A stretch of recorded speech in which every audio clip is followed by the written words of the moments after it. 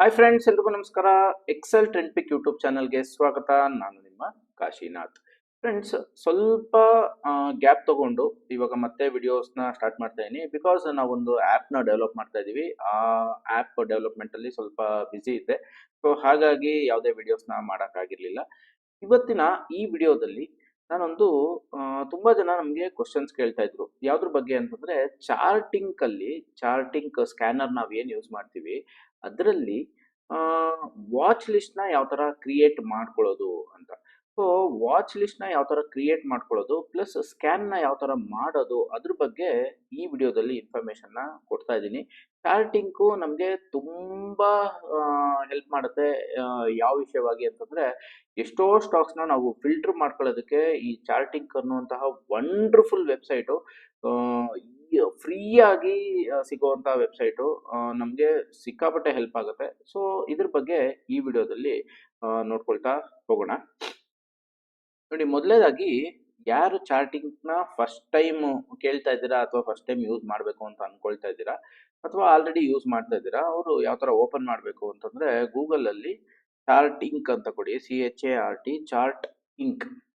Okay, ಈ ಥರ ಇದು ಫಸ್ಟ್ ಒನ್ ಚಾರ್ಟಿಕ್ ಅಂತ ವೆಬ್ಸೈಟ್ ಓಪನ್ ಆಗುತ್ತೆ. ನೋಡಿ, ಹೊಸದಾಗಿ ಡೆವಲಪ್ಮೆಂಟ್ನ ಮಾಡಿದ್ದಾರೆ. ಈ ವೆಬ್ಸೈಟು ನೆಕ್ಸ್ಟ್ ಲೆವೆಲ್ಗೆ ಹೋಗಿದೆ ಇವಾಗ ಆ್ಯಕ್ಚುಲಿ ಹೇಳಬೇಕು ಅಂತಂದರೆ. ನೆಕ್ಸ್ಟ್ ನೀವು ಸೈನ್ ಇನ್ ಆಗಬೇಕು. ಸೊ ಸೈನ್ ಇನ್ ಅಂತ ಕೊಡಿ. ನೀವೇನಾದರೂ ಫಸ್ಟ್ ಟೈಮ್ ಮಾಡ್ತಾ ಇದ್ರೆ ರಿಜಿಸ್ಟರ್ ಆಗ್ಬೇಕು. ಇಲ್ಲಿ ರಿಜಿಸ್ಟರ್ ಅಂತ ಕೊಡಿ. ಇಲ್ಲ ಅಂತಂದ್ರೆ ಕಂಟಿನ್ಯೂ ವಿತ್ ಗೂಗಲ್ ಅಂತ ಕೊಟ್ಟರು ಆಯಿತು. ಇಲ್ಲ, ನಿಮ್ಮದು ಇಮೇಲ್ ಐ ಡಿ ಮತ್ತು ಪಾಸ್ವರ್ಡ್ನ ಕೊಟ್ಕೊಂಡು, ನೀವು ಆಲ್ರೆಡಿ ರಿಜಿಸ್ಟರ್ ಆಗಿದ್ರೆ ಇಮೇಲ್ ಐ ಡಿ ಮತ್ತು ಪಾಸ್ವರ್ಡ್ನ ಕೊಟ್ಟು ಲಾಗಿನ್ ಕೊಡಬೇಕು. ಇಲ್ಲ, ಕಂಟಿನ್ಯೂ ವಿತ್ ಗೂಗಲ್ ಅಂತ ಕೊಟ್ಟರು ಲಾಗಿನ್ ಆಗುತ್ತೆ. ಸೊ ಈ ತರ ಒಂದು ಮೇನ್ ಪೇಜ್ ಓಪನ್ ಆಗುತ್ತೆ. ಇದರಲ್ಲಿ ನಮಗೆ ಮೇಲ್ಗಡೆ ಅಟ್ಲಾಸ್ ಅಂತಿದೆ, ಸ್ಕ್ರೀನ್ಸ್ ಅಂತಿದೆ. ಸ್ಕ್ರೀನ್ಸ್ ಅಲ್ಲಿ ನಮಗೆ ಕ್ರಿಯೇಟ್ ಸ್ಕ್ಯಾನ್ ಅಂದ್ರೆ ಯಾವ್ದಾದ್ರು ಹೊಸ ಸ್ಕ್ಯಾನ್ ನ ನಾವು ರೆಡಿ ಮಾಡ್ಕೋಬೇಕು ಅಂತಂದ್ರೆ ಈ ಟ್ಯಾಬ್ ನಮಗೆ ಹೆಲ್ಪ್ ಆಗುತ್ತೆ. ನೆಕ್ಸ್ಟ್ ಚಾರ್ಟ್ಸ್ ಇದೆ, ಡ್ಯಾಶ್ ಬೋರ್ಡ್ ಅಂತಿದೆ. ಇದರಲ್ಲಿ ಮೇಜರ್ ಆಗಿ ಇವತ್ತಿನ ಟಾಪಿಕ್ ವಾಚ್ ಲಿಸ್ಟ್. ಅಂದ್ರೆ ಇವಾಗ ನೋಡಿ, ಇದರಲ್ಲಿ ಇವಾಗ ನಾನು ಸ್ಕ್ಯಾನ್ಸ್ ಅಂತ ಓಪನ್ ಮಾಡ್ತೀನಿ. ಡ್ಯಾಶ್ ಬೋರ್ಡ್ಗೆ ಹೋಗಿ ಸ್ಕ್ಯಾನ್ಸ್ ಅಂತ ಓಪನ್ ಮಾಡ್ತೀನಿ. ಇದು ಆಲ್ರೆಡಿ ನಾನು ಕ್ರಿಯೇಟ್ ಮಾಡಿಟ್ಟಿರುವಂತಹ 2 ಸ್ಕ್ಯಾನರ್ಸ್ನ ಮಾತ್ರ ನಿಮ್ಗೆ ಇಲ್ಲಿ ತೋರಿಸ್ತಾ ಇದ್ದೀನಿ. ಈ ಲಾಗಿನ್ ಅಲ್ಲಿ 2 ಸ್ಕ್ಯಾನರು ನಾನು ಆಲ್ರೆಡಿ ಕ್ರಿಯೇಟ್ ಮಾಡಿರುವಂಥದ್ದು. RSI ಅಬೌವ್ 16 ವೀಕ್ಲಿ ಚಾರ್ಟ್ ಅಂತ ಇದೆ. ಓಕೆ, ಇದನ್ನ ಕ್ಲಿಕ್ ಮಾಡಿದಾಗ ಈ ತರ ನಾವೇನು ಇನ್ಪುಟ್ನ ಕೊಟ್ಟಿದ್ದೀವಿ, RSI above 60 number in weekly chart, monthly RSI monthly close above middle band ಅನ್ನೋದನ್ನ ಕೊಟ್ಟಿದ್ದೀವಿ. ಇಲ್ಲಿ stock passes all of the below filters in Nifty 500 segment. ಅಂದ್ರೆ ನಿಫ್ಟಿ 500 ಸ್ಟಾಕ್ ಏನಿದೆ, ಈ ಸೆಗ್ಮೆಂಟ್ ಅಲ್ಲಿರುವಂತಹ ಸ್ಟಾಕು ಅಂದ್ರೆ 500 ಸ್ಟಾಕ್ ಅಲ್ಲಿ ನನಗೆ ಯಾವ್ದಾವ್ದು ವೀಕ್ಲಿ RSI ಅಬೌವ್ 60 ಇದೆ ಅದನ್ನ ತೋರಿಸು ಅನ್ನೋದನ್ನ ಇನ್ಪುಟ್ ಕೊಟ್ಟಿದ್ದೀನಿ. ಪ್ಲಸ್ ಈ ವೀಕ್ಲಿ RSI ಅಬೌವ್ 60 ಇರುವಂತಹ ಸ್ಟಾಕ್ಸು ಮಂತ್ಲಿನಲ್ಲಿ ಮಿಡಲ್ ಬ್ಯಾಂಡ್ ಮೇಲ್ಗಡೆನೂ ಇರಬೇಕು. ಸೊ ಅದನ್ನ ನಾವಿಲ್ಲಿ ಕೊಟ್ಟಿದ್ದೀವಿ ನೋಡಿ. SMA ಅಂತಂದ್ರೆ middle band. So middle band ಮೇಲ್ಗಡೆನೂ ಇರಬೇಕು. ಈ ತರ ಕೊಟ್ಟು ಈ ತರ ಸ್ಕ್ಯಾನ್ ಕೊಟ್ರೆ ಇಲ್ಲಿ ನಮಗೆ 500 ಸ್ಟಾಕ್ ಅಲ್ಲಿ ಎಷ್ಟು ಸ್ಟಾಕ್ಸ್ ಬಂದಿದೆ ಅನ್ನೋದು ತೋರಿಸುತ್ತೆ. ಆಲ್ಮೋಸ್ಟ್ 96 ಸ್ಟಾಕ್ಸ್ ಫಿಲ್ಟರ್ ಆಗಿದೆ.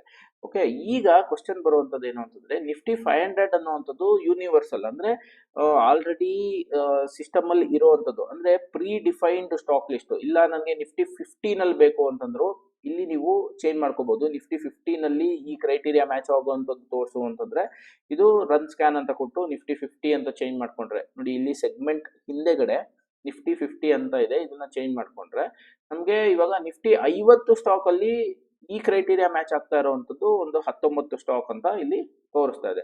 ಅದೇ ತರ ನನಗೆ ನಿಫ್ಟಿ 50 ಬೇಡ, ನಿಫ್ಟಿ 200 ಅಲ್ಲಿ ಇರುವಂತದ್ದು.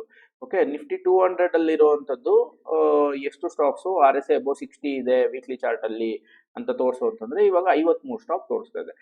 ಅದೇ ನನಗ್ ಬೇಕಾಗಿರುವಂತ ಸ್ಟಾಕು ನಿಫ್ಟಿ 500 ಅಲ್ಲೂ ಇಲ್ಲ, ನಿಫ್ಟಿ 200 ಅಲ್ಲೂ ಇಲ್ಲ, ನಿಫ್ಟಿ 15 ಅಲ್ಲೂ ಇಲ್ಲ. ಆದ್ರೆ ನಂದೇ ಒಂದು ಸೆಟ್ ಆಫ್ ಸ್ಟಾಕ್ಸ್ ಇದೆ, ನಂದೇ ಒಂದಷ್ಟು ಸ್ಟಾಕ್ಸ್ ಇದೆ. ಇದನ್ನ ಹೆಂಗೆ ನಾವು ಸ್ಕ್ಯಾನ್ ಮಾಡುವಂಥದ್ದು? ಅದಕ್ಕೆ ನಾವೊಂದು ವಾಚ್ ಲಿಸ್ಟ್ ನ ಕ್ರಿಯೇಟ್ ಮಾಡ್ಕೋಬೇಕಾಗುತ್ತೆ. ಅದಕ್ಕೆ ನಾವು ಏನ್ ಮಾಡ್ಬೇಕು ಅಂತಂದ್ರೆ, ಇಲ್ಲಿ ಡ್ಯಾಶ್ ಬೋರ್ಡ್ಗೆ ಹೋಗಿ ವಾಚ್ ಲಿಸ್ಟ್ ಅಂತ ಇದೆ, ವಾಚ್ ಲಿಸ್ಟ್. ಇದ್ರ ಮೇಲೆ ಕ್ಲಿಕ್ ಮಾಡಬೇಕು ನೀವು. ನೋಡಿ, ಇಲ್ಲಿ ಯಾವುದೇ ಒಂದು ವಾಚ್ ಲಿಸ್ಟ್ ಇಲ್ಲ ಸದ್ಯಕ್ಕೆ. ಇವಾಗ ಹೆಂಗೆ ಕ್ರಿಯೇಟ್ ಮಾಡೋದು ಅನ್ನೋದನ್ನ ನಾನು ತೋರಿಸ್ತೀನಿ.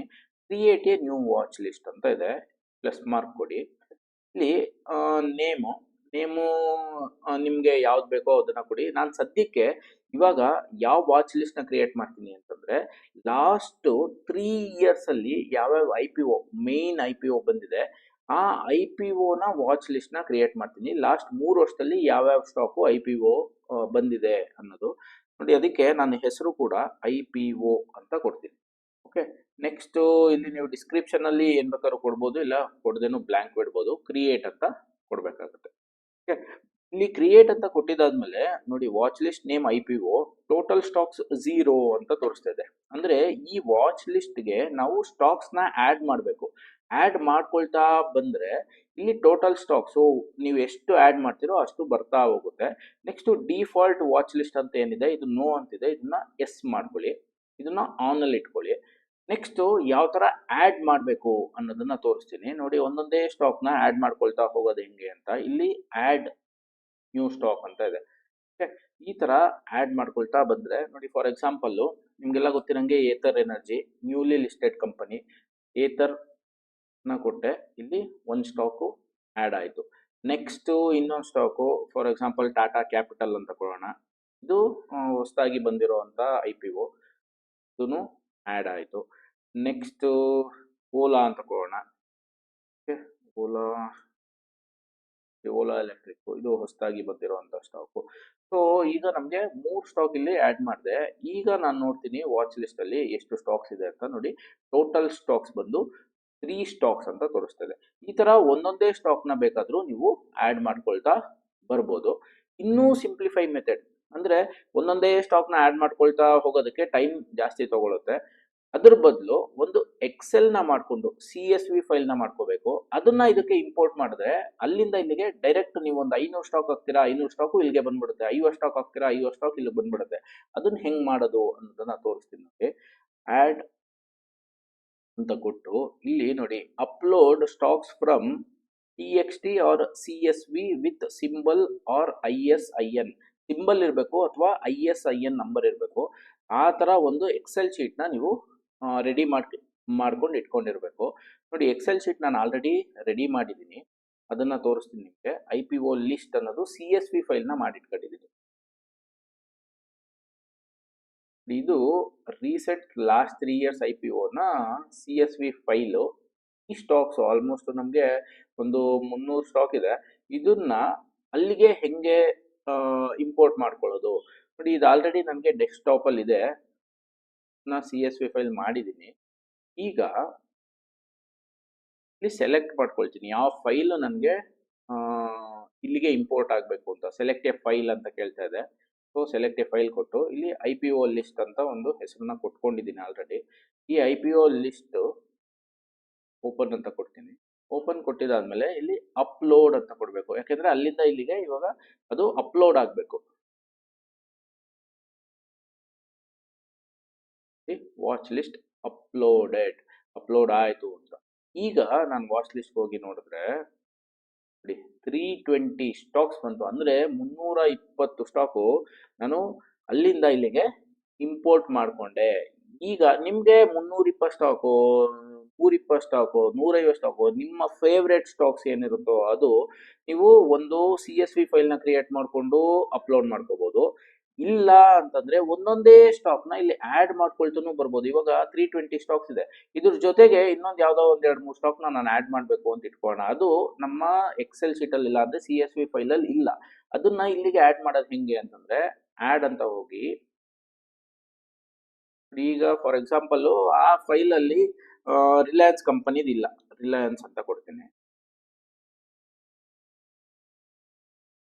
ಈಗ ರಿಲಯನ್ಸ್ ಕಂಪನಿದು ಇಲ್ಲಿ ಆಡ್ ಆಯ್ತು. ಅದೇ ಇದಕ್ಕೆ ಮತ್ತೆ ಇನ್ನೊಂದು ಕಂಪನಿ ಯಾವ್ದಾದ್ರು ಕೊಡೋಣ, ICICI ಬ್ಯಾಂಕ್ ಅಂತ ಕೊಡೋಣ. ನೋಡಿ, ಎಕ್ಸಾಂಪಲ್ ತಗೊಳ್ತಾ ಇದೀನಿ, ನೀವು ಈ ತರ ಮಾಡ್ಕೋಬಹುದು ಅಂತ.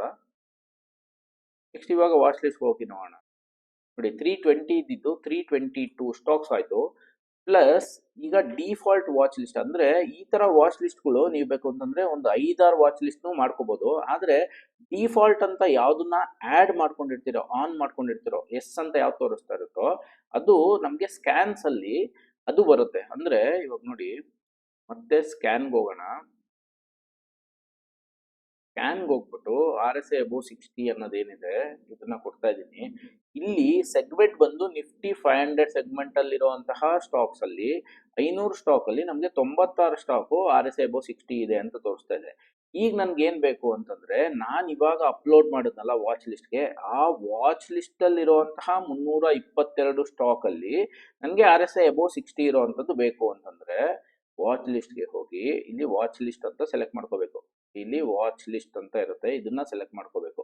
ಎಲ್ಲಾ ಲಾಗಿನ್ ಅಲ್ಲೂ ಇದು ಬರುತ್ತೆ ವಾಚ್ ಲಿಸ್ಟ್ ಅಂತ. ಆದ್ರೆ ಈ ವಾಚ್ ಲಿಸ್ಟ್ಗೆ ಫಸ್ಟ್ ನೀವು ಅಪ್ಲೋಡ್ ಮಾಡ್ಕೋಬೇಕು ಅಥವಾ ಆಡ್ ಮಾಡ್ಕೋಬೇಕು ಯಾವ ಸ್ಟಾಕ್ಸ್ ನಿಮಗೆ ಬೇಕು ಅನ್ನೋದನ್ನ. ಓಕೆ, ಈ ವಾಚ್ ಲಿಸ್ಟ್ ಅಂತ ಕೊಟ್ಟು ರನ್ ಸ್ಕ್ಯಾನ್ ಅಂತ ಕೊಟ್ಟರೆ ಆಲ್ಮೋಸ್ಟ್ ನಮ್ಗೆ ಇವಾಗ 16 ಸ್ಟಾಕ್ ಇದೆ. ಅಂದ್ರೆ ನಮಗೆ 322 ಸ್ಟಾಕ್ ಅಲ್ಲಿ RSI ಅಬೋ 60 ಇರುವಂತದ್ದು ವೀಕ್ಲಿ ಚಾರ್ಟ್ ಅಲ್ಲಿ 16 ಸ್ಟಾಕು ಇರುವಂತದ್ದು. ಈ ತರ ನಿಮ್ಮ ಫೇವ್ರೇಟ್ ಸ್ಟಾಕ್ಸ್ ನ ಒಂದು ವಾಚ್ ಲಿಸ್ಟ್ ನ ನೀವು ಕ್ರಿಯೇಟ್ ಮಾಡ್ಕೋಬಹುದು. ನಿಮ್ಗೆ ಬೇಕಾಗಿರುವಂತಹ ಸ್ಕ್ರೀನರ್ ನ ನೀವು ರೆಡಿ ಮಾಡ್ಕೋಬಹುದು. ನೋಡಿ, ಇಲ್ಲಿ ನಿಮ್ಗೆ ಏನ್ ಬೇಕೋ ಅದನ್ನ ಇಲ್ಲಿ ನೀವು ಸಿಂಪಲ್ ವರ್ಡಿಂಗ್ ಅಲ್ಲಿ ಕೊಟ್ರೆ, ಇಲ್ಲಿ ನಿಮ್ಗೆ ಜನರೇಟ್ ಅಂತ ಕೊಟ್ರೆ ಇದು ಜನರೇಟ್ ಆಗುತ್ತೆ. For example life time high stocks ಅಂತ ಕೊಡಿ. Life time high closing stocks ಅಂತ ಕೊಟ್ರೆ ಈಗ ಜನರೇಟ್ ಅಂತ ಕೊಡಿ. ಓಕೆ, ಜನರೇಟ್ ಆಯ್ತು. ನೋಡಿ, ಯಾವ್ಯಾವ ಸ್ಟಾಕು ಲೈಫ್ ಟೈಮ್ ಹೈ ಅಲ್ಲಿ ಕ್ಲೋಸ್ ಆಗಿದೆ ಅನ್ನೋದು ಇಲ್ಲಿ ಬಂದಿದೆ. ಅಂದ್ರೆ ಆಟೋಮೆಟಿಕ್ ಆಗಿ ನಿಮ್ಗೆ ಒಂದು ಸ್ಕ್ರೀನರು ರೆಡಿ ಆಯ್ತು. ಅದರಲ್ಲಿ ವೀಕ್ಲಿ RSI ಅಬೋ 60 ಇದೆ, ಮಂತ್ಲಿ ಮಿಡಲ್ ಬ್ಯಾಂಡ್ ಮೇಲ್ಗಡೆ ಇದೆ, daily close greater than 1 day ago maximum 990 ಅಂದ್ರೆ 9999 ಡೇಸ್ ಮೇಲ್ಗಡೆ ಯಾವ್ದು ಕ್ಲೋಸ್ ಆಗಿದೆ ಇದೊಂದು ಆಡ್ ಆಯ್ತು. ಈಗ ಇದೆರಡರ ಜೊತೆಗೆ ಇದು ಆಡ್ ಆಯ್ತು. ಸೊ ಈಗ ವಾಚ್ ಲಿಸ್ಟ್ ಅಂದ್ರೆ ಇಲ್ಲಿ ಯಾವ ಸೆಗ್ಮೆಂಟ್ ಬೇಕಾದ್ರೂ ಕೊಟ್ಕೋಬಹುದು ನಾವು. ನಮ್ಗೆ ಯಾವ್ದು ಬೇಕೋ, ಇವಾಗ ನಿಫ್ಟಿ 500 ಅಂತ ಕೊಡ್ತೀನಿ. ನೀವು ಪ್ರತಿ ಸಲ ಕೊಟ್ಟಾಗ್ಲೂ ಇದು ಕೊಟ್ಟು ರನ್ ಸ್ಕ್ಯಾನ್ ಕೊಟ್ರೆ ಇವಾಗ ಸದ್ಯಕ್ಕೆ ಯಾವುದು ಬರ್ತಾ ಇಲ್ಲ. ಆದ್ರೆ ನಮ್ಗೆ ಲೈಫ್ ಟೈಮ್ ಹೈ ಮೇಲ್ಗಡೆ ಯಾವ ಸ್ಟಾಕು ಕ್ಲೋಸ್ ಆಗಿದೆ ಆ ಸ್ಟಾಕ್ಸು ನಮ್ಗೆ ಇಲ್ಲಿ ಬರುತ್ತೆ. ಈ ತರ ನಿಮ್ಗೆ ಯಾವ್ದು ಬೇಕೋ ಅದನ್ನ ನೀವು ಜನರೇಟ್ ಮಾಡ್ಕೋಬಹುದು. ಮಾಡ್ಕೊಂಡಿದ್ದಾದ್ಮೇಲೆ ಒಂದ್ಸಲಿ ಕ್ರಾಸ್ ವೆರಿಫೈ ಮಾಡ್ಕೊಳ್ಳಿ. ಫಾರ್ ಎಕ್ಸಾಂಪಲ್ ನೋಡಿ, ಲೈಫ್ ಟೈಮ್ ಹೈದು ನಾನೊಂದು ಸ್ಕ್ಯಾನ್ ಅನ್ನ ರೆಡಿ ಮಾಡ್ಕೊಂಡಿದ್ದೀನಿ. Lifetime high scanner. ಇಲ್ಲಿ ನಾನು ಏನ್ ಇನ್ಪುಟ್ ನ ಕೊಟ್ಟಿದ್ದೀನಿ ಅಂದ್ರೆ daily high greater than equal to 1 day ago max 1000 daily ಅಂತ ಕೊಟ್ಟಿದ್ದೀನಿ. ಅಂದ್ರೆ 1000 ಡೇಸ್ ನ ಹೈ ಮೇಲ್ಗಡೆ ಯಾವ ಸ್ಟಾಕ್ ಕ್ಲೋಸ್ ಆಗಿದೆ ಆ ಸ್ಟಾಕ್ ನ ಇಲ್ಲಿ ಸ್ಕ್ಯಾನರ್ ಅಲ್ಲಿ ತೋರಿಸು ಅಂತ. ಈಗ ಕ್ಯಾಶ್ ಸೆಗ್ಮೆಂಟ್ ಅಂತ ಬಂತು ಅಂದ್ರೆ ಇಲ್ಲಿ ಸೆಲೆಕ್ಟ್ ಸೆಗ್ಮೆಂಟ್ ಕ್ಯಾಶ್ ಸೆಗ್ಮೆಂಟ್ ಅಂತ ಬಂತು ಅಂತಂದ್ರೆ ಕ್ಯಾಶ್ ಸೆಗ್ಮೆಂಟ್ ಅಲ್ಲಿ ಇರುವಂತಹ NSE ನಲ್ಲಿರುವಂತಹ ಎಲ್ಲಾ ಸ್ಟಾಕು ಸ್ಕ್ಯಾನ್ ಆಗುತ್ತೆ. ಇಲ್ಲ ನಿಫ್ಟಿ 500 ಅಥವಾ ನಿಫ್ಟಿ 100 ಅಂತ ಕೊಡೋಣ. ಈಗ ನೋಡಿ, ನಿಫ್ಟಿ 100 ಅಂತ ಕೊಟ್ರೆ ಆಲ್ಮೋಸ್ಟ್ ಒಂದು 7 ಸ್ಟಾಕ್ ಇದೆ. ಅದೇ ಇದ್ರ ಮೀನಿಂಗ್ ಏನು ಅಂತಂದ್ರೆ ಇದೆಲ್ಲಾ ಸ್ಟಾಕ್ಸ್ ಲೈಫ್ ಟೈಮ್ ಹೈ ಅಲ್ಲಿ ಇದೆ ಇವಾಗ ಅಂತ. ಅದೇ ಕ್ಯಾಶ್ ಅಂತ ಕೊಟ್ರೆ ನಂಬರ್ ಆಫ್ ಸ್ಟಾಕ್ಸ್ ಜಾಸ್ತಿ ಬರುತ್ತೆ. ಬಿಕಾಸ್ ಕ್ಯಾಶ್ ಅಲ್ಲಿ ಹೆಚ್ಚು ಕಡಿಮೆ 2-2.5 ಸಾವಿರ ಕಂಪನೀಸ್ ಲಿಸ್ಟ್ ಆಗಿದೆ, ಅದೆಲ್ಲಾ ಸ್ಟಾಕ್ಸ್ ಬರುತ್ತೆ. ಇವಾಗ ಸದ್ಯಕ್ಕೆ 36 ಕಂಪನಿ ಲೈಫ್ ಟೈಮ್ ಹೈ ಮೇಲ್ಗಡೆ ಇದೆ ಅಂತ. ನೆಕ್ಸ್ಟ್ ಬ್ಯಾಂಕ್ ನಿಫ್ಟಿ ಅಂತಾನು ಕೊಟ್ಕೋಬಹುದು. ಸೊ ಬ್ಯಾಂಕ್ ನಿಫ್ಟಿ ಅಂತ ಕೊಟ್ರೆ 2 ಸ್ಟಾಕ್ ಇದೆ. ಈಗ ನಾನು ಏನು ವಾಚ್ ಲಿಸ್ಟ್ ನ ಕ್ರಿಯೇಟ್ ಮಾಡಿದೆ ಅದರಲ್ಲಿ ಇರುವಂತಹ ಯಾವ್ದಾದ್ರು ಸ್ಟಾಕು ಲೈಫ್ ಟೈಮ್ ಹೈ ಇದೆಯಾ ಅಂತ ನೋಡೋದಕ್ಕೆ ನೋಡಿ ರನ್ ಸ್ಕ್ಯಾನ್ ಅಂತ ಕೊಟ್ರೆ ಅದ್ರಲ್ಲಿ ಸದ್ಯಕ್ಕೆ ಯಾವುದು ಇಲ್ಲ. ಅಂದ್ರೆ ಯಾವ್ದನ್ನು ಅಲ್ಲಿ ಕ್ರೈಟೀರಿಯಾ ಮ್ಯಾಚ್ ಆಗ್ತಾ ಇಲ್ಲ, ಹಂಗಾಗಿ ನೋ ಸ್ಟಾಕ್ಸ್ ಪ್ರೆಸೆಂಟ್ ಅಂತ ಬರ್ತಾ ಇದೆ. ಸೊ ನಿಮ್ಗೆ ಯಾವ್ದು ಬೇಕೋ, ಯಾವ ತರ ಬೇಕೋ ಈ ಏನ್ ಹೇಳ್ತೀವಿ ಚಾರ್ಟಿಂಗ್ ಅನ್ನುವಂತಹ ಒಂದು ಸ್ಕ್ಯಾನರ್ ಎಲ್ಲ ತರ ಹೆಲ್ಪ್ ಮಾಡುತ್ತೆ. ಅಂದ್ರೆ ನಾವೊಂದು ಫಿಲ್ಟರ್ ಮಾಡ್ಕೊಳ್ಳೋದಕ್ಕೆ ವೆರಿ ಗುಡ್ ಟೂಲ್ ಇದು. ಸೊ ಈ ಟೂಲ್ ಅಲ್ಲಿ ತುಂಬಾ ಜನ ಕೇಳ್ತಾ ಇದ್ರಿ ನನ್ನ ಹತ್ರ ಇರುವಂತಹ ಸ್ಟಾಕ್ಸ್ ನ ಆಡ್ ಮಾಡೋದು ಹೆಂಗೆ ಅಥವಾ ವಾಚ್ ಲಿಸ್ಟ್ ನ ಕ್ರಿಯೇಟ್ ಮಾಡ್ಕೊಳ್ಳೋದು ಹೆಂಗೆ, ಅದಕ್ಕೊಂದು ವಿಡಿಯೋ ಮಾಡಿ ಅಂತ. ಸೊ ಹಾಗಾಗಿ ಈ ವಿಡಿಯೋದಲ್ಲಿ ನಾನು ನಿಮ್ಗೆ ಆಡ್ ಮಾಡ್ಕೊಳ್ಳೋದು ಯಾವ ತರ, ಪ್ಲಸ್ ನಿಮ್ಗೆ ಯಾವ ತರ ಒಂದು ನೀವು CSV ಫೈಲ್ ಮಾಡ್ಕೊಂಡು ಆಡ್ ಮಾಡ್ಕೋಬಹುದು ಅಥವಾ ಒಂದೊಂದೇ ಸ್ಟಾಕ್ ಆಡ್ ಮಾಡ್ಕೋಬಹುದು ಯಾವ ತರ ಅನ್ನೋದನ್ನ ತೋರಿಸಿನಿ. ಇದ್ರ ಬಗ್ಗೆ ಇನ್ನ ಡೀಟೇಲ್ ಆಗಿ ಏನಾದ್ರು ಸ್ಕ್ಯಾನರ್ನ ರೆಡಿ ಮಾಡ್ಕೊಳ್ಳೋದು ಹೆಂಗೆ ಏನು ಅದ್ರ ಬಗ್ಗೆ ಏನಾದರೂ ನಿಮ್ಗೆ ಏನಾದರೂ ಮಾಹಿತಿ ಬೇಕು ಅಂತಂದರೆ ಕಮೆಂಟ್ ಸೆಕ್ಷನಲ್ಲಿ ತಿಳಿಸಿ, ನಾನು ಅದನ್ನು ಮಾಡಿ ಪೋಸ್ಟ್ ಮಾಡೋದಕ್ಕೆ ಟ್ರೈ ಮಾಡ್ತೀನಿ. ಸೊ ಈ ವಿಡಿಯೋನ ಕಂಟೆಂಟು ನಿಮಗೆ ಇಷ್ಟ ಆಗಿತ್ತು ಅಂತಂದರೆ ದಯವಿಟ್ಟು ಈ ವಿಡಿಯೋನ ಶೇರ್ ಮಾಡಿ, ಲೈಕ್ ಮಾಡಿ, ನನ್ನ ಚಾನಲ್ಗೆ ಸಬ್ಸ್ಕ್ರೈಬ್ ಆಗಿ ಅಂತ ಹೇಳ್ತಾ ಈ ವಿಡಿಯೋನ ಮುಗಿಸ್ತಾ ಇದ್ದೀನಿ.